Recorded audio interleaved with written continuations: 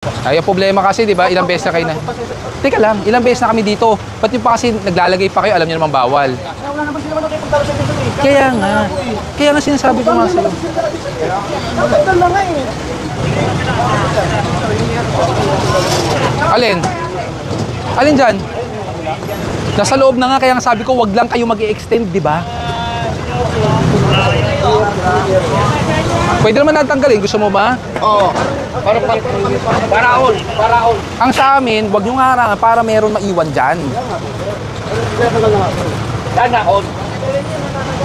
Kasi pag ito, tinanggal nyo, tapos tinanggal, parang sabi ko eh. Isukatan nyo na lang kaya. Ayun, no, may natira sila o kayo wala. Wala namang problema dyan. Ang problema ito, mauuntog ang maglalakad. Para sila daw kami, pas nyo sa kanyo.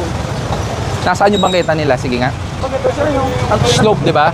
Hindi ayun, sukati mo yon.